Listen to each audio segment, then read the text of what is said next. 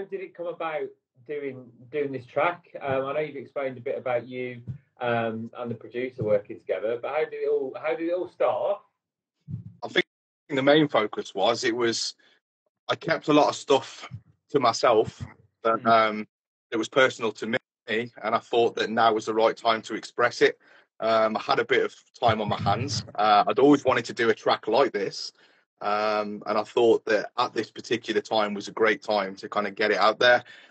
Spoke to Bass Phase, who's normally does drum and bass, the producer, and he never. But this guy never does hip hop. He hasn't touched hip hop before, so it was a challenge for him and a challenge for me to work with a producer that predominantly makes EDM music. And he absolutely smashed it, mate. It was, I gave him the challenge, and he loved that I made him step out of the box, and he come back with some major results, mate, and just blew this beat out the park, which was great. So, did you have anything in mind before you got it, or did he just send you the track and then you're like, okay, this is inspiring me to kind of go this way or this way? Like, how did that go about? Did you have an idea? Like, did you go to him and say, like, I want you to make a track that's like this because I've got these lyrics in mind, or did it come back the other way? How did it all how did it all come together? Okay, so with my tracks, I write almost as in storyboards. As opposed to just putting lyrics down, I'll write storyboards, and the storyboards that I jot down ideas all made how we were going to take the track. And I had a load of these storyboards just jotted down of places I wanted to take it, in which directions, and what content I wanted to include on that particular subject of Never Fall Apart.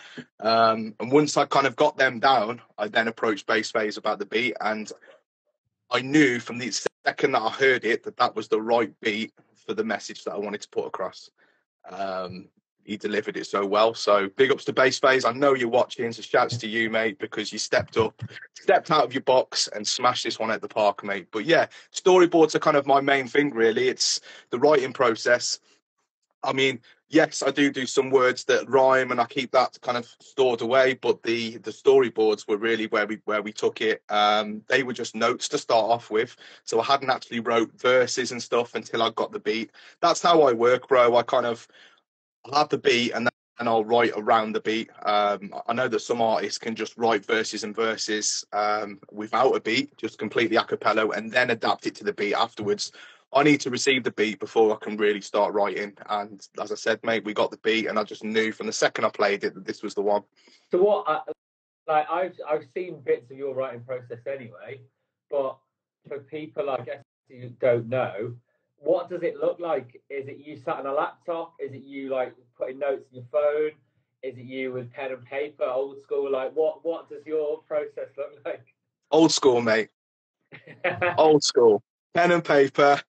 And when the paper's done with, it gets crumpled up and threw in the bin. Yeah, mate, we're talking old school. The drum and bass, I do tend to write and keep voice notes if I think of a catchy hook while I'm doing something, or certain words that could go together. They do get stored in my phone. But with regards to the hip hop, it's a state of mind that I've used since I first started writing hip hop, and it's always just been pen and paper, mate, all the way. No, all the way. I remember when Facebook brings up things of like, oh yeah, 10 years ago, and it's stuff that we worked on like years ago, and there's just pictures of your notepads of just like pages and pages of notes, and just like literally like, I don't think, and apart from when you're writing and recording bits, I don't think I've ever seen you really at a laptop. It's just always like a pen and paper and loads of stuff. Absolutely, mate. I love the old school feel of writing lyrics like that. Yes, it does. I do have to say if I've got a verse down, then I'll start a fresh page and put that verse down and things like that. But I love the old school feel of a pen and paper. You can't beat it. You can't beat it for writing. And then what I didn't know that of what you said earlier as well of so once it's down and it's done and recorded, is that you kind of like have you got I'm just imagining, have you got piles of notepads just like at the back of the wardrobe of old lyrics, or is it scrapped, or is it just it's all there? So what I do is I've got a pad just for ideas. I've got a separate pad for writing, and then ripping the pages out and sticking them in the booth to record, because this is actually where I record my tracks, in this booth here.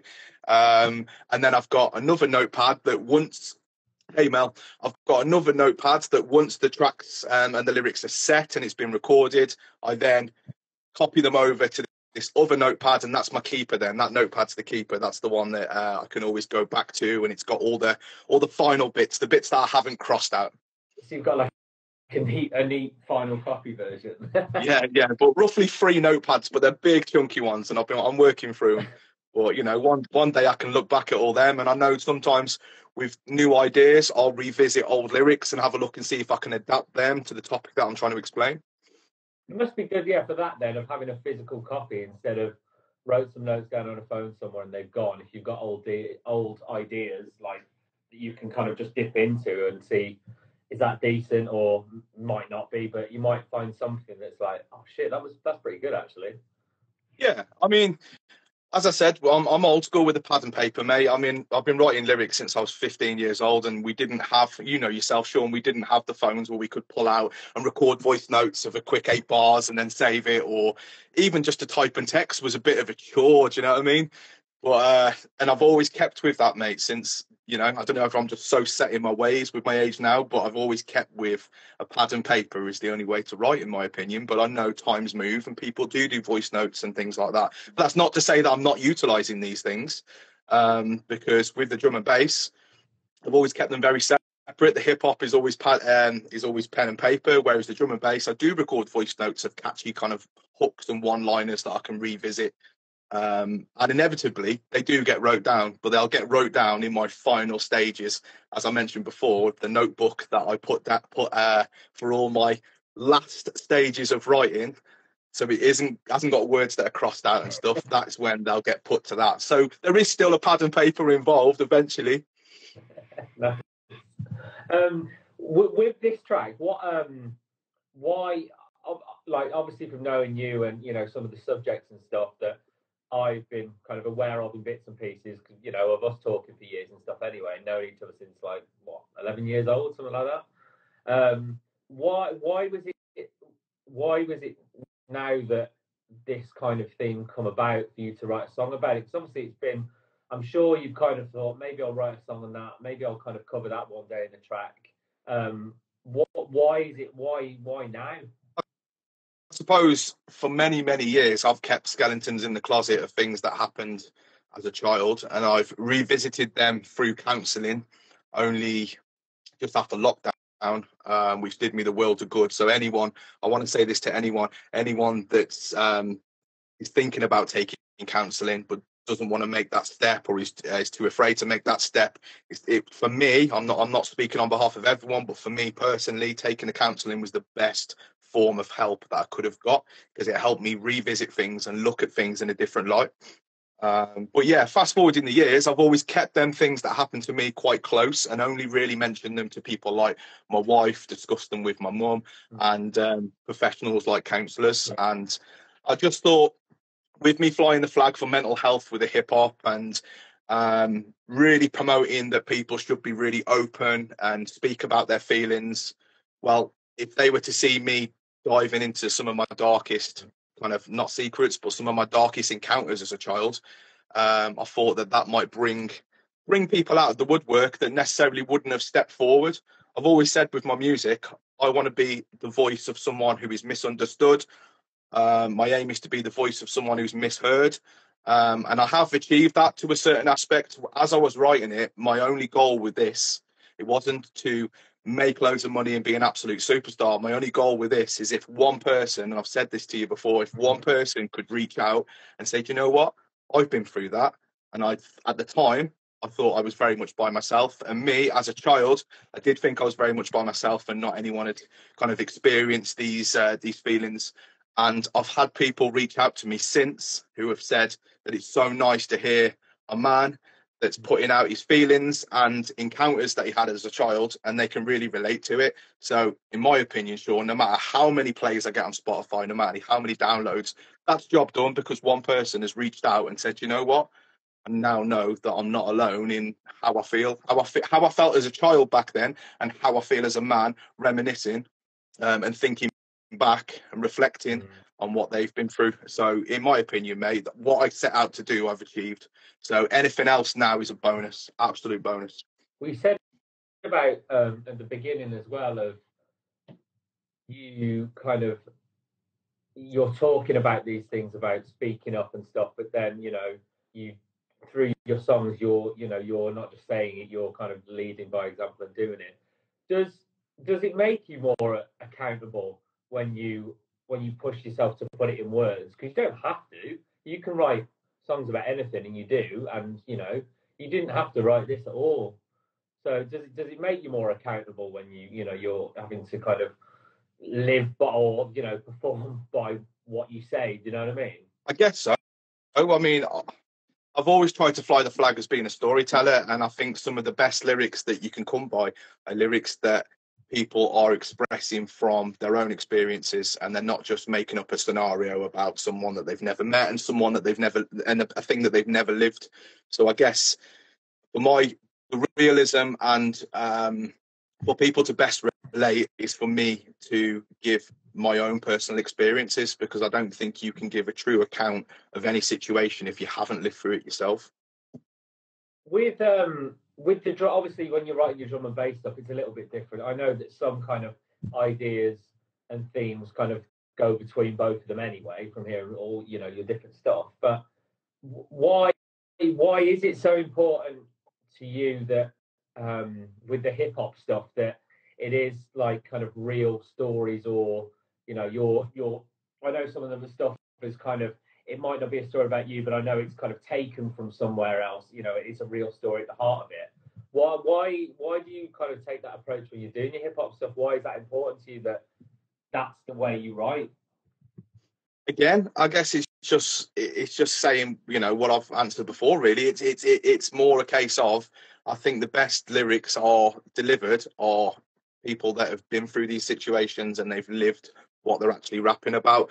I've always gone on, people get it twisted when they hear that I'm a rapper, because they think I rap about things that I haven't lived. So like your drugs, guns, cars and money, and I couldn't be further from that lifestyle if I tried. And I feel a lot of rappers, or many rappers, there is some very real artists who share their experiences and their and what they've been through, like myself. But I think there's a lot of rappers who, as soon as they feel they're a rapper and they're an urban kind of artist, they have to rap about a life that they've never lived, or portray what they believe from what they see, what they hear on radio and what they see in the media.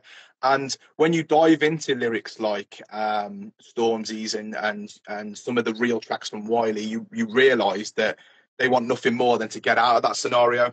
But I think rappers do actually think that they need to take on that persona, and you can be just a real everyday guy, which is like myself, with no chip on his shoulder, just doing his thing, and still deliver heartfelt lyrics that people will listen up to and respect. You're a bit pixelated at the minute. I don't know if your signal's a bit shy. Could be, mate. Could be. Apologies. Come back. Mr. Joe Howells has joined. Yes, Joe. How you doing, bro? So we're writing this song then. Was this one easy, or in comparison, because of what you were writing about, did it kind of just flow and it was just like, man, this was even easier than usual? Or was it more difficult because it's like, I'm actually pulling on some stuff that I haven't really said about? So how was the whole writing process? I think it was easy. It was a lot easier than, I have done tracks where I've just been making up scenarios that I feel might be a relevant situation, or I know of people that might have been through them. But I think this one was easy because I'd got my head round what I wanted to express. I just wasn't aware many months before writing the track how I wanted to express it.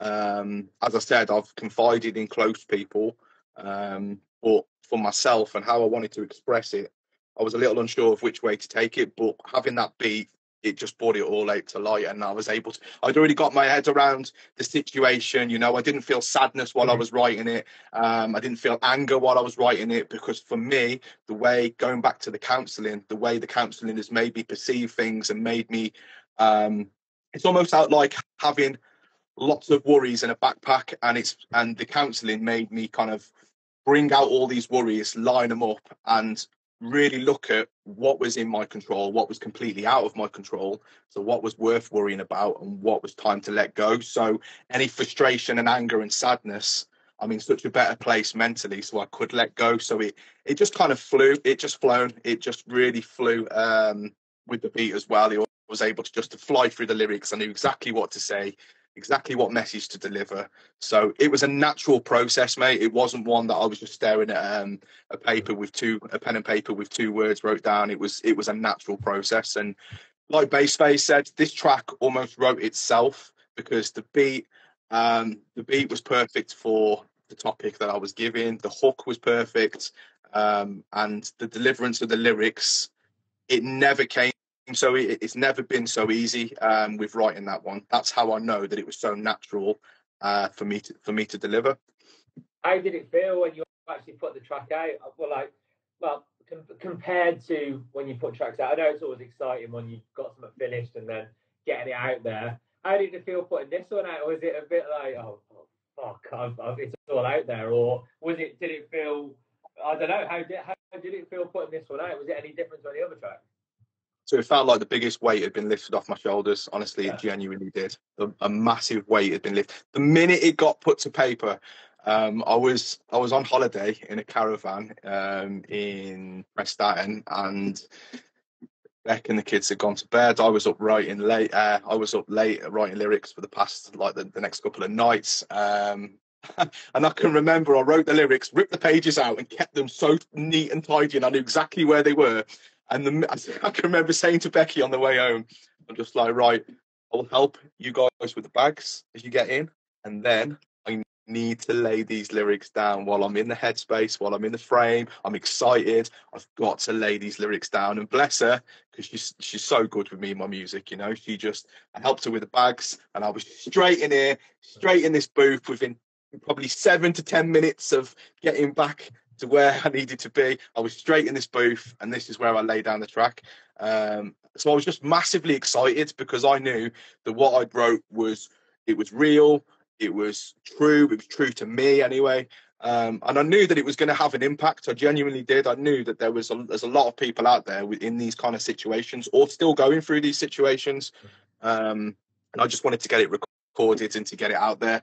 And if I'd have had my way, you know what I'm like. I'm like a dog with a bone. It would have been out there the same night if it had been mastered in time. You know what I'm like. But the good thing about you, Mr. O'Hanlon, is you draw me back and go, whoa, hang on a minute, Dribbz. Calm yourself down. I am the absolute ADHD Tasmanian devil of music. And I just want to kind of get it all out there. I've done music in the past or finished doing a video, and it's like, okay, well, I want to kind of put a video out and wait a bit, but as soon as I've got something made, it's like, right, I just want to put it out now. I want to put it out now, you know.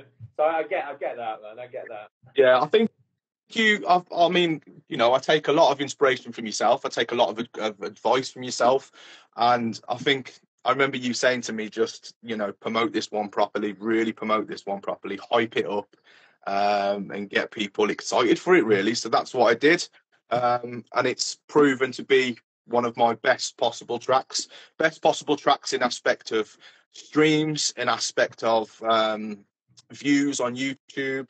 I think we've hit like 1.4k as of today, so that's brilliant. That's probably the most views I've had on a track of mine so far, really, with regards to the hip hop. I think the music video helped a lot because people have got a visual, they can almost be bought into my visual mindset, and I think everything just kind of worked out really well. It was the best possible thing we could have done, was put a music video to that track, because, you know, they're getting a visual. It's like, here I am, I'm presenting these lyrics. You can feel it in my voice. You can feel it in, you know, my facial expressions or the way I'm delivering these lyrics. I'm very hands-on, so you see a lot of this when I'm recording music videos. You know the one. You see a lot of this. It's almost like I'm winding wool or something. But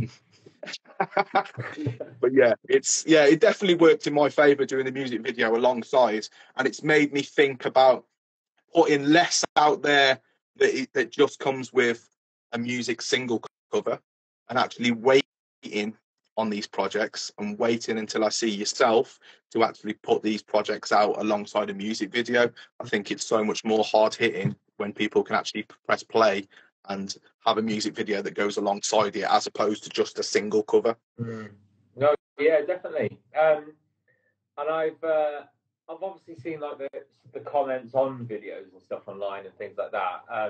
But how's the reaction been generally of like people you've spoke to, or people who DM'd you, or people who've been listening to your music for a bit or following you and stuff? What have people been saying? Like, what's the feedback like to you and between you and them? Absolutely amazing. Like, honestly, it's been so good. Even just from the taster videos that I was putting out, like the 8 to 10 second long clips that I was putting out, they were hungry for more. They listened to the start of it. It had shocked them. It had saddened them.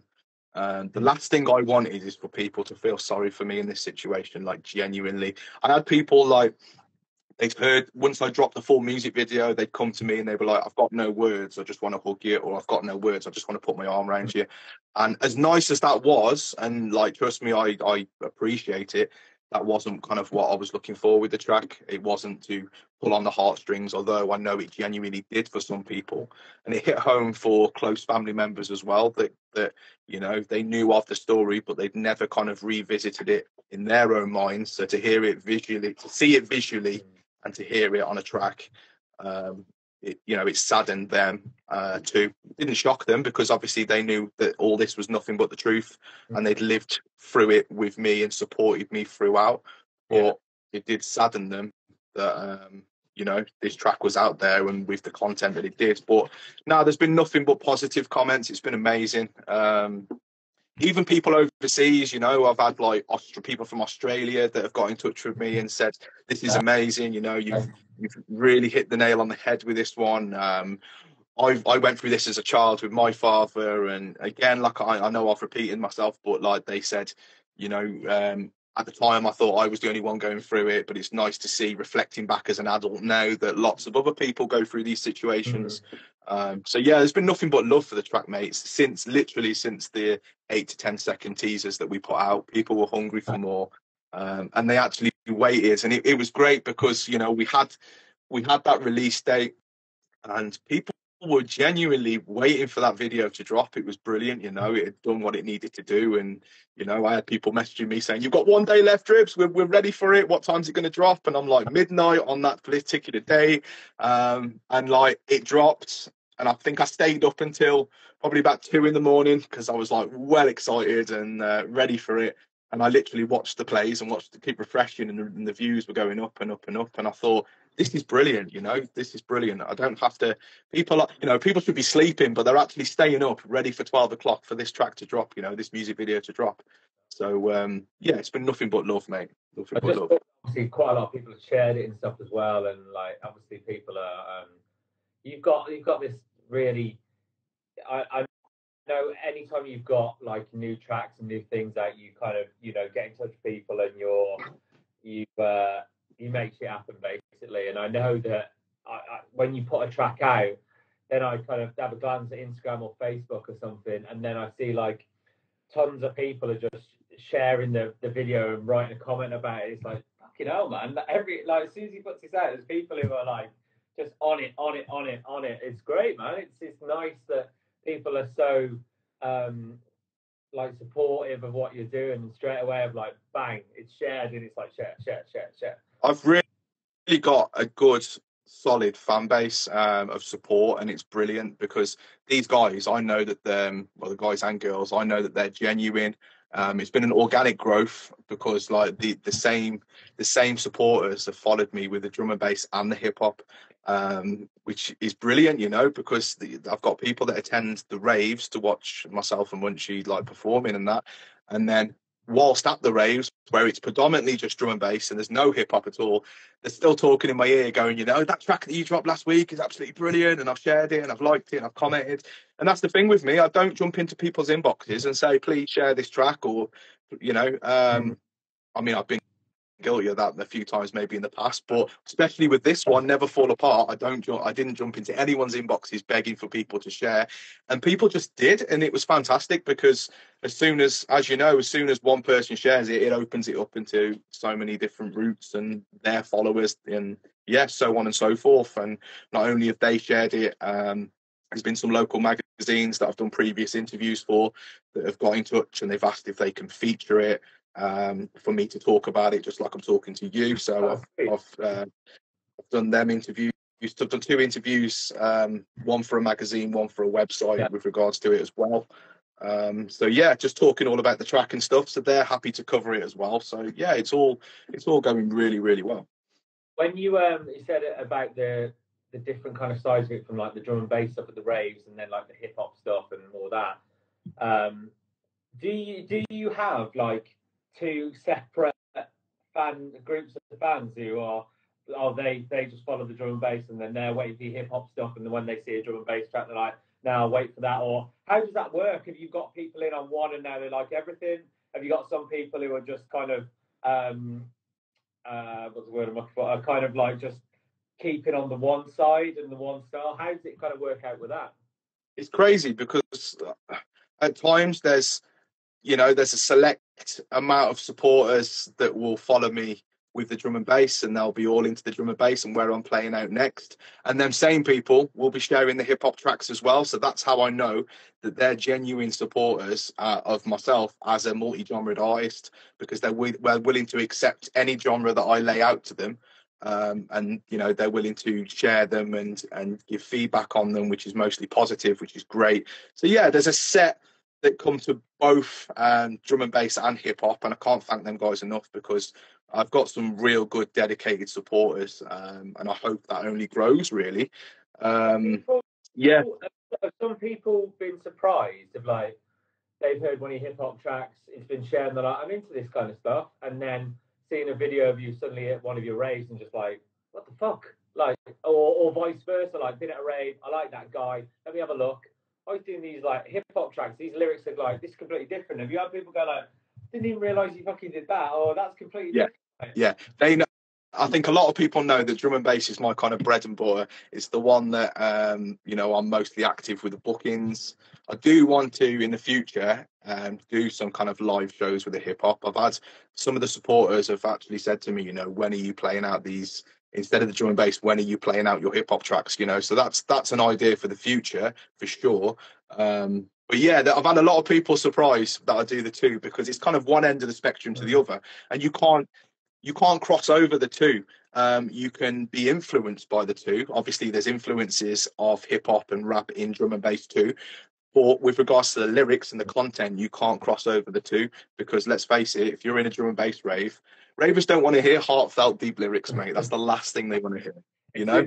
Energy up. Yeah, they want absolute energy bars, hands in the air, ready for the drop. And I think because I can do that as well as do laid back, chilled lyrics, it works well. But they are very different, very, very different, to be fair. The complete ends of the spectrum, I suppose.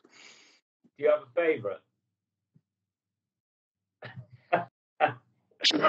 You can't make me choose. You can't make me choose. I have favourites for different reasons. The drum and bass I'll always hold the drum and bass close, because it's been a lifestyle. The hip hop it's been amazing. I can make tracks here and I've collabed with different people, but the hip hop has never took me to places that I would never have thought I would have been to. The hip hop has it's took me to so many different locations, meeting amazing people. The drum and bass has took me to so many different locations, meeting amazing people, and it's given me friends for life, really, from that community of D&B. So it's for very different reasons, but I mean, the drum and bass has been nostalgic at times, because you got to remember, I started drum and bass when I was 15 years old, bro, and I'm 36 now.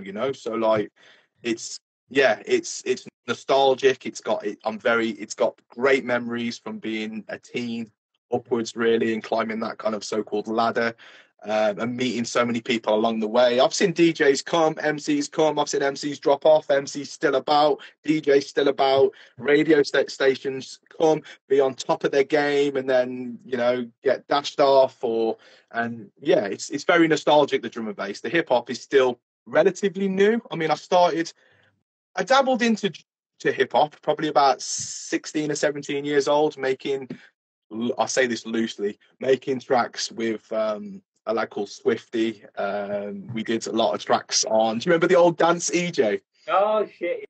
Yeah. Dance EJ. So we made a few tracks on Dance EJ, and I say that loosely. I genuinely say that loosely. And Music 2000 on the PS. Oh shit! Yeah.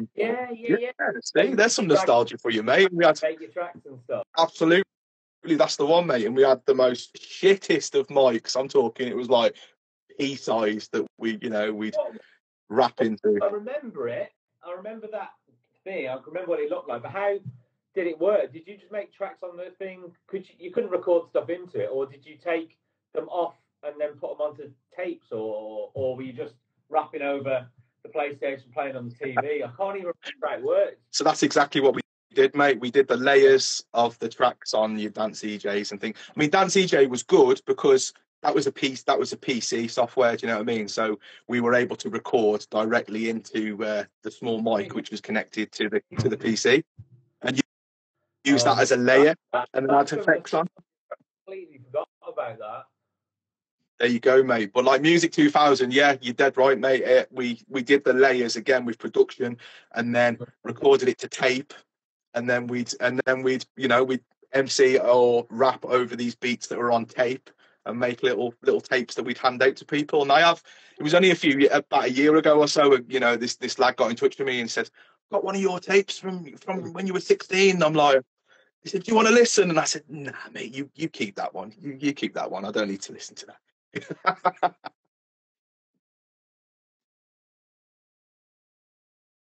Well, I've lost you, mate. I've lost you. Must be the connection. 2 seconds, mate. The connection's going in and out. You pixelated again. I did have you back for a minute. Yeah, I had you back, mate. Hang on a sec. Hang on. Right, I think you might be there. Can you hear me? Yeah, good. You're a bit pixelated still. Okay, it might sort itself out. What was I going to say? Yeah. So, have you got one of them early recordings? I've got many recordings, mate. I've got recordings on tape from pirate radio when I was 15 years old. We'll dip into these. We'll make something of like, I don't know, videos or something, and we've got to dig them out, man. I mean, I was shit back then. You know what I mean? I was shit back then. I don't care what anyone says. Thinking what I was going to say before when you were talking. My memories of like us growing up in like school years was you having every single Tupac album under the sun. You were very much Team Tupac, not Biggie. And I remember just like I'd get bits and like tapes and bits off you, but it was like I've got like 20 of his album and all these mixtapes and this one and this one and this one. You were the most fucking loyal. And then I guess did it kind of start around that time? And then you said like when you started to get into the pirate radio, was that when it started to get into the drum and bass stuff then? That's exactly what happens. Yeah, it was a natural progression. We were doing hip hop. I went to a house party many years ago. Like I can't even begin to guess how many years ago, but I was like just turned 15. Went to a house party. They had a set of turntables there. They had a mic. They were doing rap battles, and I felt like I was in some 8 Mile or something. Battling, but man, honestly, like I can't stand here and say to you, "Oh, I was great back then," because I was a bag of tripe.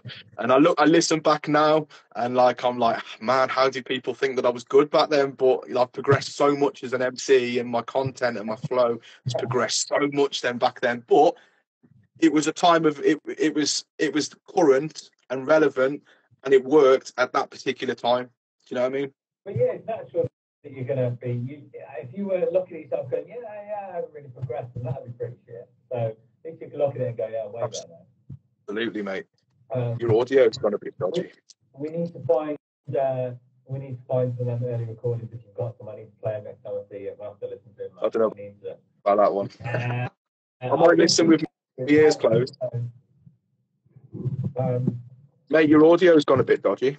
Is it? Yeah. Look. Fair. It's fair. Any better? I don't know. It might just be where I blocked the phone. Can you hear me all right? No, it's gone quite quiet, mate. It might just be where I propped That's fair. Yeah. I just think where it's balanced. So you've done the track. That's finished. I remember me having a chat with you, and obviously we recorded some videos a couple of years ago, didn't we? A few music videos and bits and pieces. When I got like first camera, and we were like, right, let's make some shit. And then for the last few years, we've just been meaning to do some more stuff, haven't we? And just because of work and circumstances and everything else, we just haven't got round to it for ages. And then it was, I think I'd finished my last job and knew that, right, there's a window here, we can use it. So that's when obviously we were chatting, weren't we? And like, right, we need to make a video. What's it going to be? And I think we were thinking, let's get a couple of tracks in mind.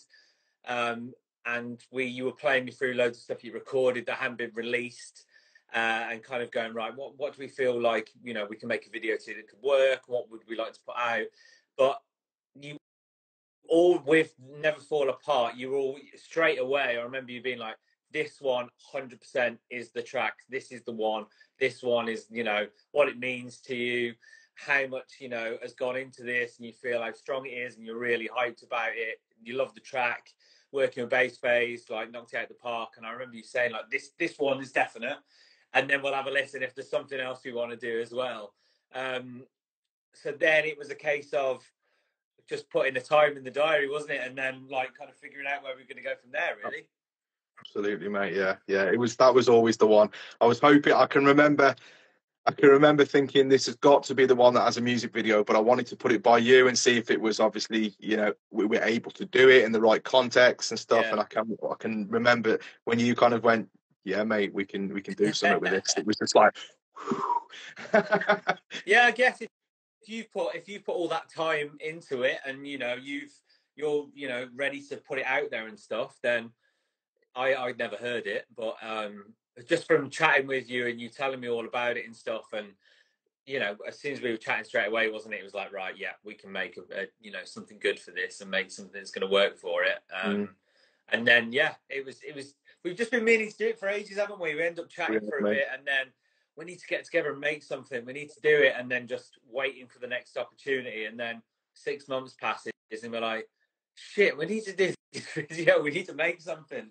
Bro, I'm talking years. I mean, it was more than 6 months. So if you think the last time we did Boy Named Jay, it was many years ago, mate. Like, you know what I mean? Every 6 months we'd go, right, we need to 6 months. Do it again. We need to do it again.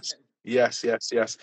I mean, I think everything happens for a reason, mate. I don't know if you believe yourself, but like you obviously have got your commitments to work and gaining experience from what you do. And I think it almost worked in my favour by kind of, and yourself really, that we were able to revisit the music video with yourself more than anything, with a whole heap of experience of traveling the world and filming different things and projects and stuff like that.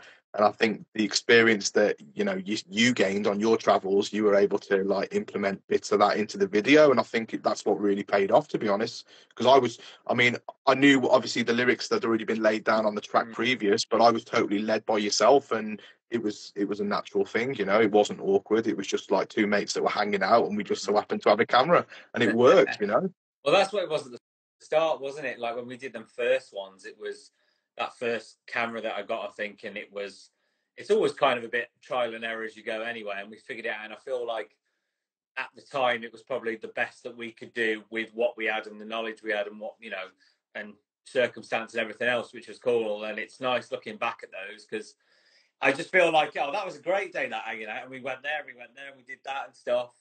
And then it's like, oh yeah, and there's that video that exists there as well. It's kind of like second to it, really, with those older ones. As much as I like them, it was like, we had a great time just, cutting all that together and doing all that. But definitely for this one, it's just been ages, hasn't it? We just need to get on it and make something, a music video, something.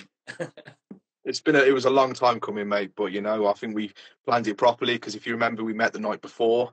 And had a bit of a catch up with ideas of what we could do and possible locations, and obviously the possible locations leads to the story of being kicked out from the main place that we started to record by some angry farmer.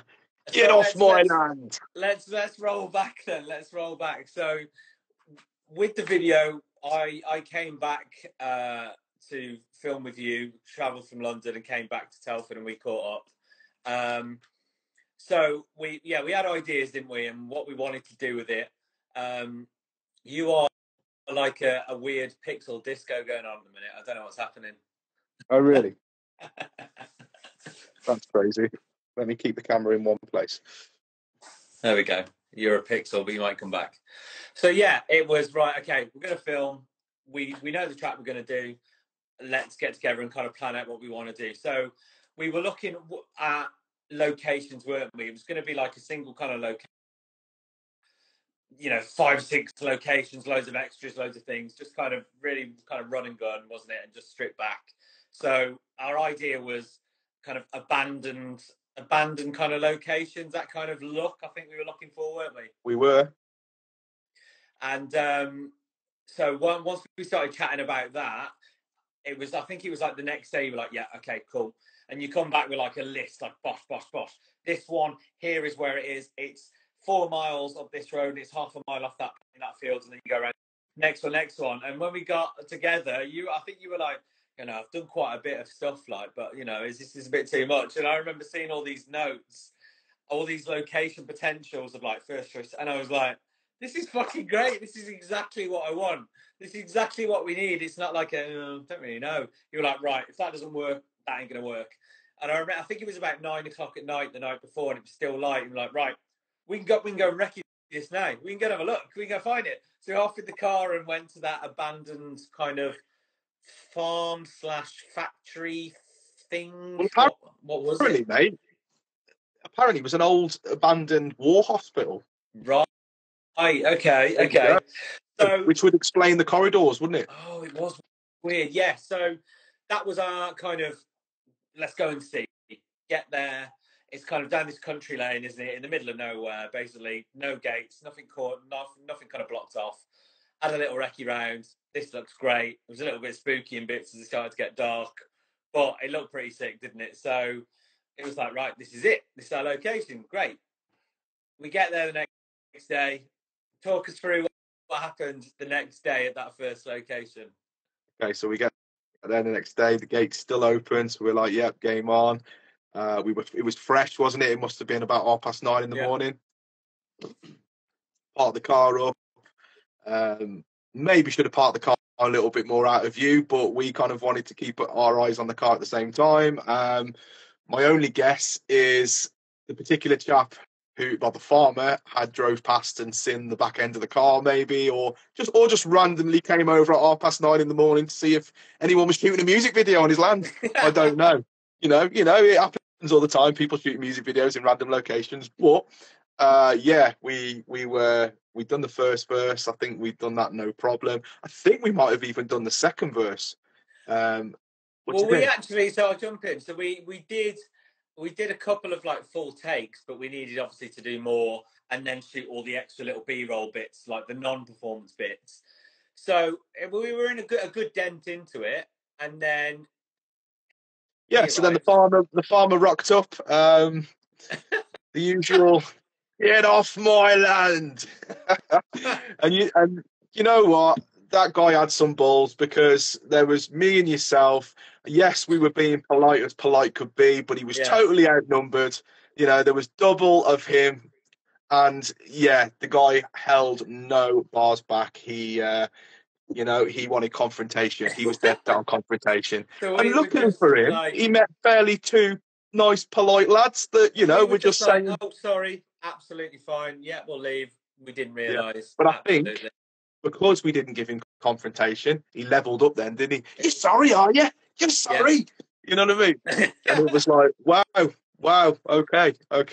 But yeah, we got our stuff. We headed back at the car. And I don't know if you remember, when we got in the car, he had his missus in the car, and in his car, and he waited at the gates, didn't he, with his arms folded, just waiting. And I'm guessing he shut the gate after him, the dozy twat. Yeah, I know. Anyway, it was just funny, wasn't it? We were just like, fine, okay, apologies. So if you happen to be watching, big up the farmer, because you did us a favour in the end, because the location after that, the final location that we chose, was actually the best location. We should have gone there first, right. really. Yeah, exactly. Yeah? So shouts to the angry farmer, because you did us a favour, mate. Well, that was it. So once we found that place, and we found the main room, and then to do all the extra B-roll bits and the extra stuff, it was loads of spots around the building that were like, look great. So we're driving away, and I'm thinking, fuck, we didn't get to do all that. That building was cool. That would be a cool shot. That's going to look great. And just like, okay. But we were only probably an hour in, maybe not even that. So then by the time we found the other place that was in your backup list, which was awesome, we got there, and as soon as we walked in, it was the place that the video is actually shot. So I'm guessing if people don't know what it is, because we haven't even mentioned it, Never Fall Apart, Dribbz, search for it on YouTube. It is the video and the song we've been talking about for the last 40 minutes. So the location that the video's in was the one that we found, wasn't it? It was kind of hidden away in like long grass, and we were like, let's see what it's like, pop our head in. I think we both looked at each other and we were like, this is it. Yeah. So then it worked out fine, because then we obviously filmed all the takes we needed. We weren't rushed. We got everything done.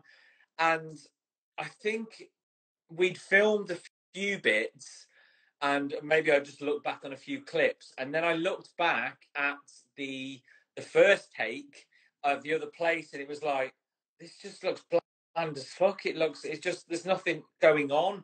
It kind of, we wanted derelict building, and it kind of looked fine. But then once we compared it with where we were, it's like, oh my God, it's so much better than that.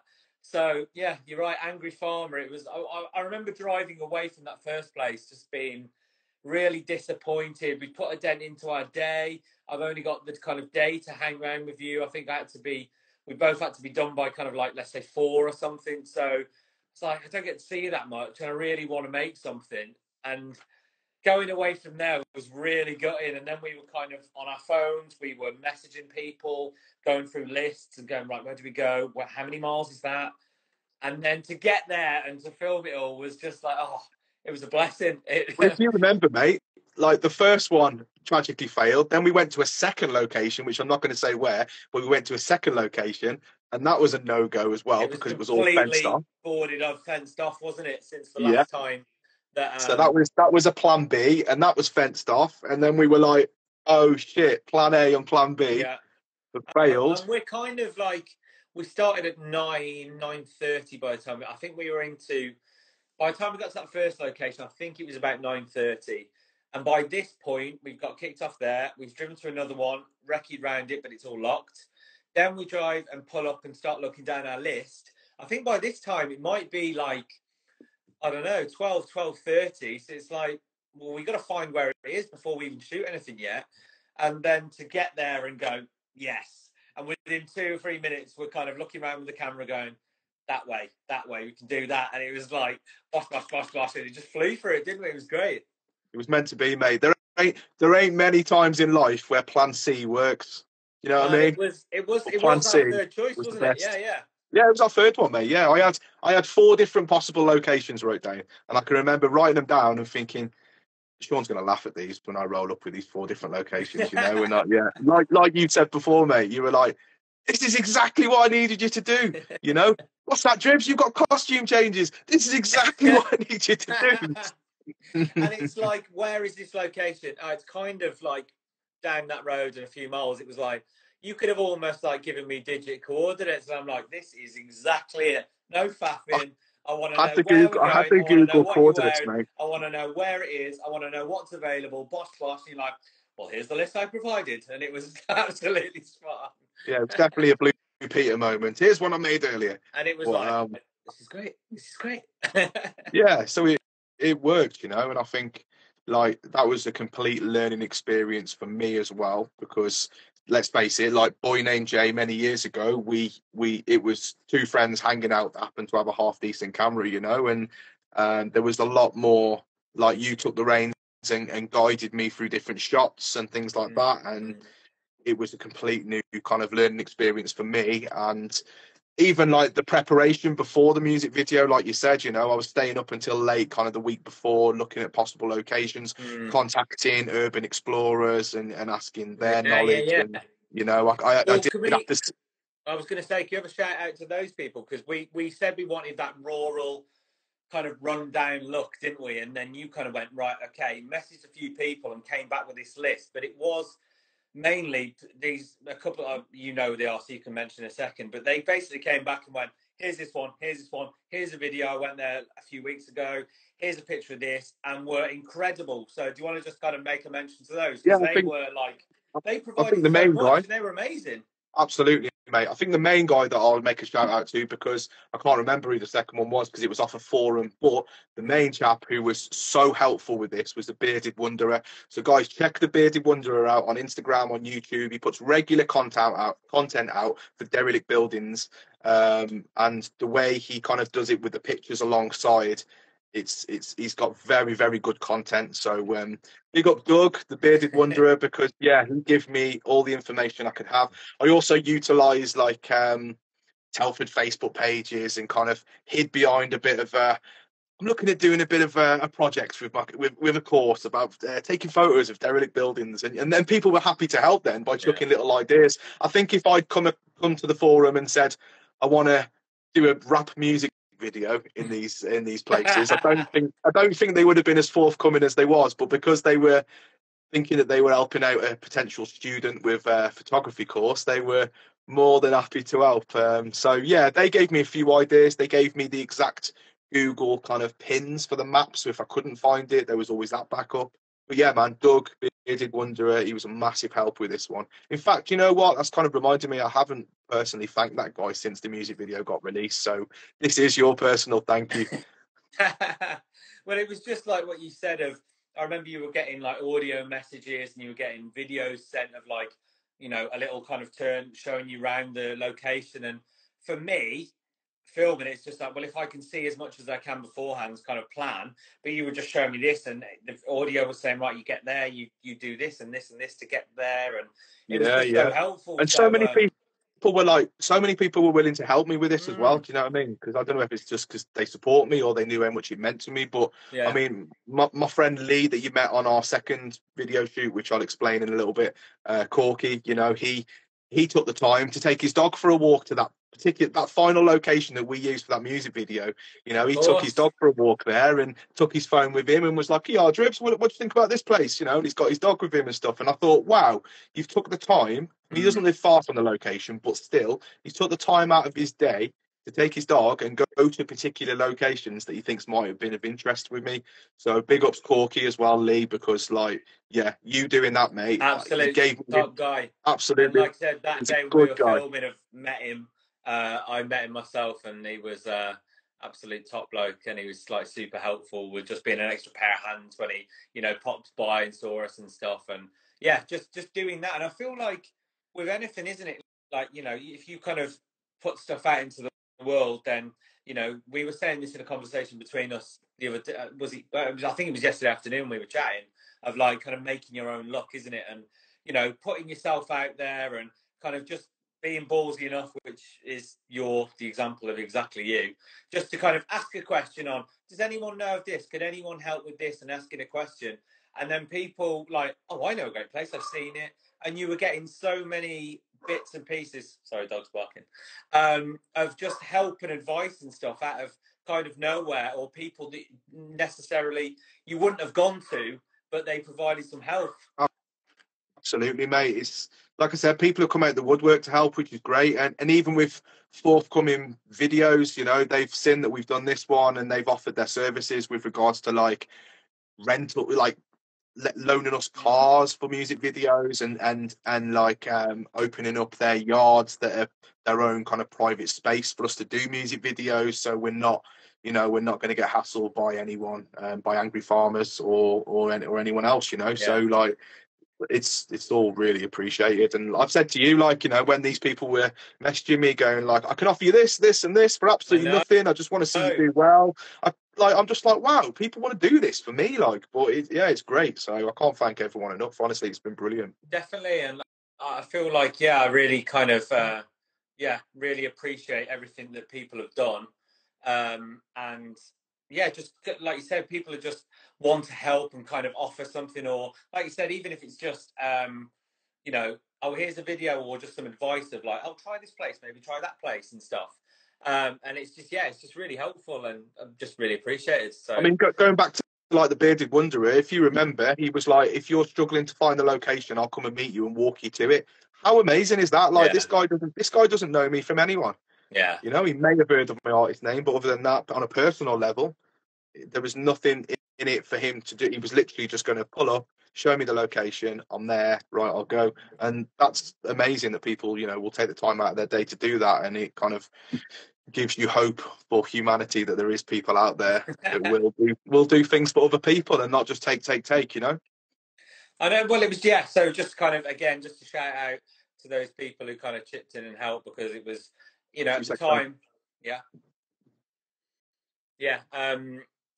Again, just thanks to those people who kind of chipped in and gave a bit of advice or kind of led us in the right direction. Because after going to and fro a few times, trying to find somewhere to shoot and getting kicked off a farm, it was good to get it all done and get it all together in the end. So yeah.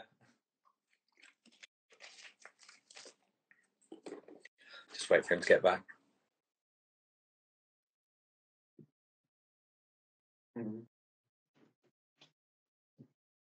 Yes, mate. Apologies. It's all right. It's all good.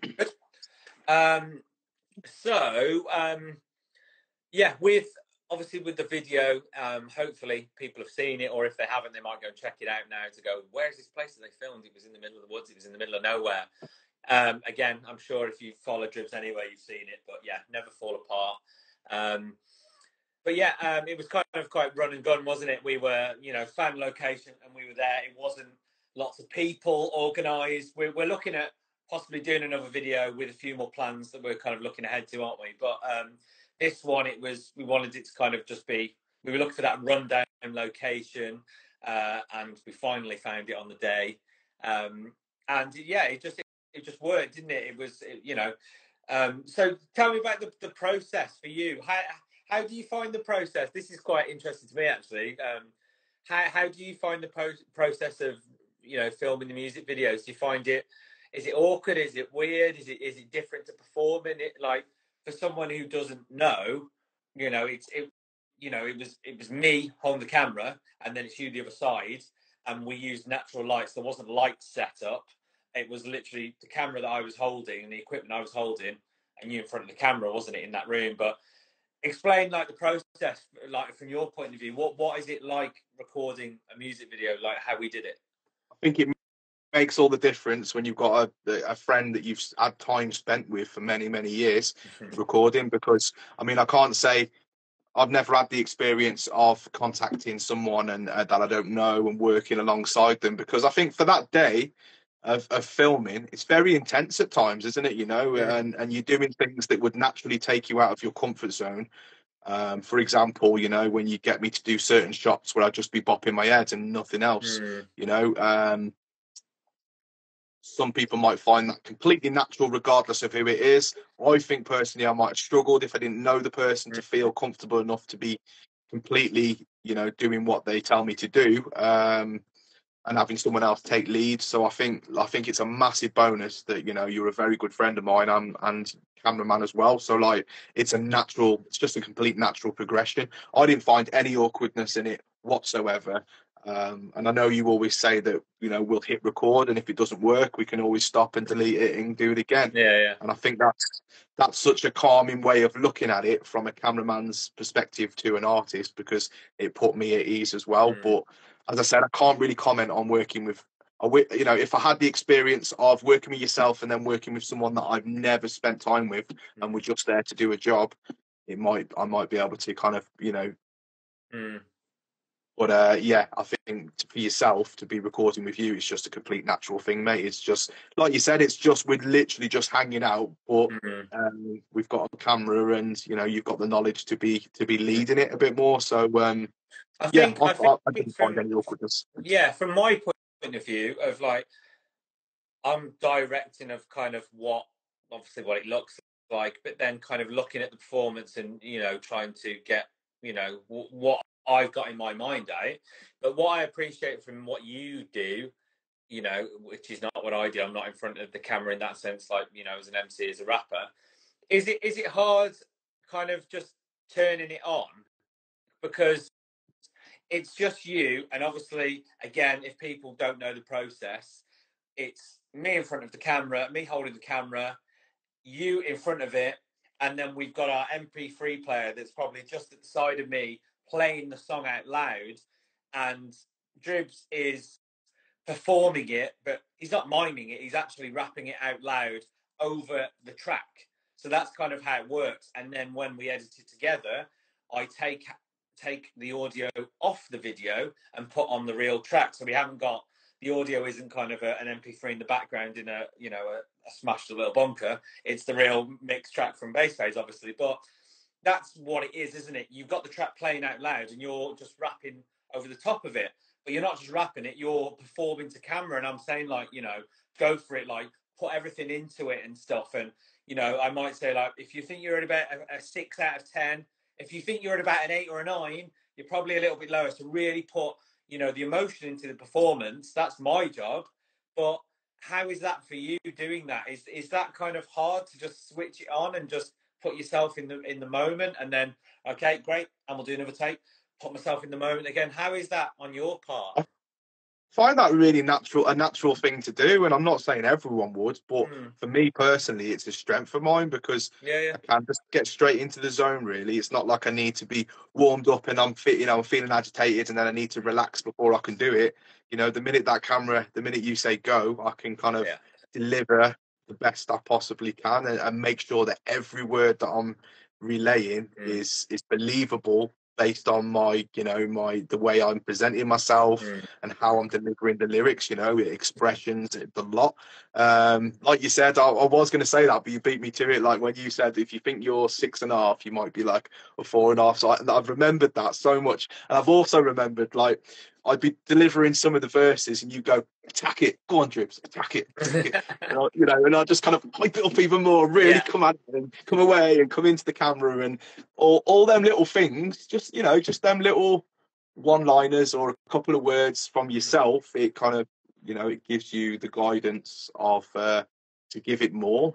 And it's completely natural for me. I can't speak on everyone. I can't say that it's natural for everyone, but for me, that's one of my strengths. I can just switch it on, and even if I'm having a really shit day, I can get behind these cameras and do my TikToks and do the Instagram posts, and people would never realize that I've got so much going on, because I'm in the Dribbz zone. And Dribbz, for me as an artist, it's almost like a persona that I don't hide behind, but the Dribbz that people see as an online presence and at raves and different places like that is a super confident guy, who just laps it all up. Whereas I think what works on that sense for you, though, is, you can write and you can record well, which you are, but performing is a different thing. Like, you might be able to sing amazingly, but, to then have an audience in front of you or a camera pointed at you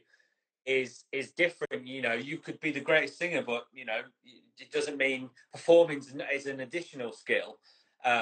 So I think from you obviously doing these raves and shows and doing that for forever, I know you've done like pirate radio and stuff to start as well, but you've been in front of an audience and done it so many times that you've been performing anyway. So when you've got that camera in front of you, it's just an extension of that, isn't it? So it's not like, I've got to make a music video now. How do I act in front of a camera?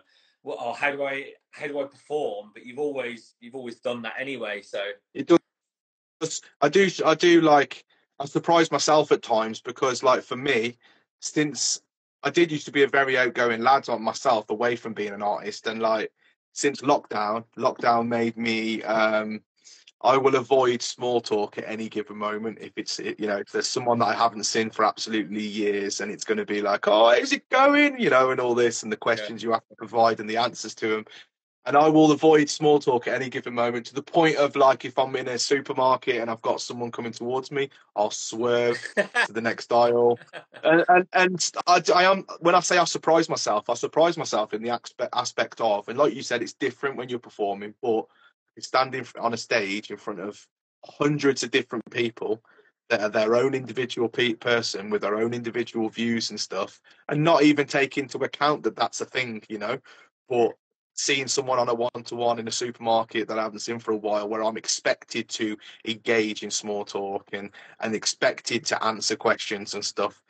I'll avoid it at every given cost, and that's literally only been since lockdown. You know, I think it affected people in different ways, and it affected me with the aspect of I used to be so outgoing and used to love small talk and really kind of, you know, embrace that.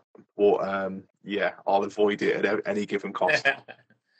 Well, just going back to obviously the track and stuff anyway, and the performance stuff, you obviously, you know, got racks of experience doing.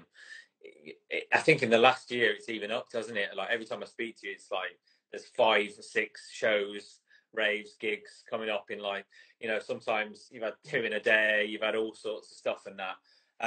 So you know, your performance side you've always done. So it's nice to, you know, for us to make a video that is showing that, you know, because most of your videos, if not all of them, are, you know, clips of you doing your live gigs, aren't they? Which is more the drum and bass side. So it's nice to see like the other side of it as well. Definitely. Yeah, Definitely. man. What else do you want to chat about? I feel like we've explained the video pretty well, and it's nice to it's nice that it's out there now, and we finally got around to doing it. Absolutely. I mean, with regards to like, because if you remember, mate, which we haven't mentioned, we recorded 2 music videos in that day, mate. Considering we got to that 3rd location at 12 o'clock, and me and you need to be somewhere by late afternoon. You know, me and you both had our own things going on. I think you was off to a meal, and potentially so was I, in different places. We recorded a 2nd video there, you know, and in a different location with a different set of clothing and a different style. So going forward, I'm going to ask you a question now. Going forward, when do you think is the right time to start putting together the 2nd music video? Do you think we need to wait until we've exhausted everything and the hype's kind of died down, or I think what do you think? I need to look through the footage, because the day was pretty rushed after that. So I know we've got lots of footage, but I haven't looked through it properly yet. As in a sense of enough, because we got all the performances down really well. They were all done. And then we shot extra bits as well. So I just need to sit down and start piecing it together and see. So we'll just go from there. So that's just TBC. So, but we not did a massive rush for the space. Yeah. But it was just great just to create so much in that day and just have that video finished in that time, and then and try and get as much as we could, really, of like, right, let's squeeze everything out of this day to try and make as much as we can. So what I will say is, I mean, I said to you yourself, like when I was showing you on the Friday night, when I was showing you the tracks that we could possibly do music video for. Obviously, Never Fall Apart was always going to be the winner, but as an extra bonus, you know, we were going through the tracks, and you were like, "Well, this is cool." And I'm like, "Yeah, I've released it," and you're like, "Oh, what about this one?" Yeah, I've released that one as well. And I get it. I do get it. You don't want to go back on your old material and you've got so much stuff though. And we did. I know the track. I can hear it now. That one that we've kind of parked as like, we'll make something for that. And obviously we'll chat more as we go forward. But we might kind of lend on a few of those favors that got offered for. We can get you this location. We can get you this and stuff. So, you know, we'll plan ahead for another video and stuff anyway, because I think there's that track that we've chatted about, another track that you've recorded and it's done but hasn't been released yet, and I think you've just got so much material that you've done anyway, and you collaborate with different people. So we'll just continue on and make more stuff. Absolutely, mate. And I want to take my style, still storytelling, but I want to be less serious, I think, going forward. You know what I mean? I want to move away from the dark topics, move away from the taboo topics. You know, I've covered disability, I've covered mental health, I've covered grievance with losing a loved one, with quite a few tracks, and yeah, I think I want to switch up my style, and I don't mean completely. I just mean the aspect of content. So maybe make some kind of, you know, more positive tracks. And I mean that, you know, I say that loosely because all my tracks personally are positive. You know, in my tracks, you'll never hear malice, you'll never hear swearing or anything like that. Or, I want to change my content and make it more fun-loving and positive. And I think that's going forward. That's what I'm going to keep in mind. Nice, man. Well, that's it, isn't it? Like, I know you've just tried to do different stuff anyway. Every time you're making stuff from getting different styles of instrumentals and doing your drum and bass stuff to the hip hop stuff, and more stripped back acousticy tracks and different things. Actually, I don't know if he's still on here, but Dan Eastick, a friend of mine, amazing guitarist, he actually recorded some guitar for one of your tracks. Anxiety. Yeah. So big up, Dad. Big up. Dan. No way I didn't Dan notice is him. an That's absolute brilliant. guitar ledge. Yeah. He's very good. So No, shouts to you, Dan. He's on. He's still on. Yeah. So I basically you had a track, didn't you, that you wanted to use, but you couldn't use that one, so it was like, okay, let's remake it. And I had ideas of what I wanted to do and wrote it, but I wanted to get someone who could play guitar better than me. So I just gave it to Dan, and he recorded it all like super quick. And so that's Dan. He's awesome. Yeah, he's very good. I learned my lesson with that track. I will never make the same mistake again. I found a beat that I could purchase from a producer. I wrote Anxiety, wrote the contents of Anxiety. I mean, Anxiety, I say Never Fall Apart was my realist. Anxiety, for the frame of mind I was in when I was laying down the vocals, there was genuinely tears, like, you know what I mean? It was real. And it had such a subtle acoustic kind of piano, which really set the scene. And I think, like, I sat on it, Sean, and I will never make that mistake again. I was like, I'll purchase the beat next week, and next week came. Yeah, I'll purchase the beat the week after, and so forth, and so on. And then I contacted the producer, and I'm like, right, I am ready to purchase this beat because this track is going to bang. And he got back in touch with me, said, I'm really sorry, I've sold the rights, mate. It's gone. And I'm like, oh shit! I didn't know. I wasn't sure that was the way. I thought it was just you just weren't able to have it. I didn't realise it was a case of sitting on it and then it was gone. Okay. gone. I can remember just my heart sank because I was like, this is exactly what I need. Like, oh, yeah, I will never make that mistake again. If I find a beat and it's available to purchase, and if it feels like it works, I've got to grab it there. And, I'll never make that. That was a learning curve, bro. It was a learning curve. But it's fine. Your man, Dan, he did the track justice. He switched it up with an acoustic guitar and it worked perfectly. So, big ups, Dan. Much respect to you, mate. Yeah, the deliverance on that track, you did it justice, for sure. Yeah, he's a good musician. He's good. I think that's everything that we were chatting about and wanting to cover, really. So the track's out there on Spotify, obviously, now. The music video's out there. I think I've got someone coming in the door. So the music video's out there now. I know you've had lots of review videos as well, that have people doing the music reviews and stuff. So it's out there, isn't it? It's all good.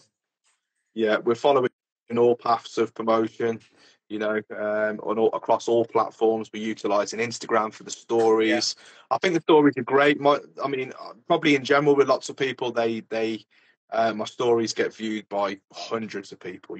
By the end of the 24 hours that they're up, they get some quite good engagement, which is brilliant. TikTok, I'm doing the lives.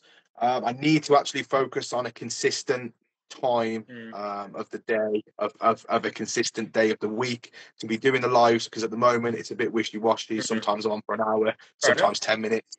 So yeah, we're utilising all social platforms. Obviously the Facebook is getting a lot of shares and comments. YouTube 1.4k on the views, and aside from that, and it's amazing, aside from that, people are reviewing these tracks, and they're not people that are friends of mine. They're not people that I have immediate communication with. This is like some dude in California that's done a review, and I actually took the time to inbox him. I said, thank you so much for that. How did you find the track? He said, I stumbled upon it on YouTube, so I took it upon myself to review. And I'm like, wow, that's great. That's cool. Mad.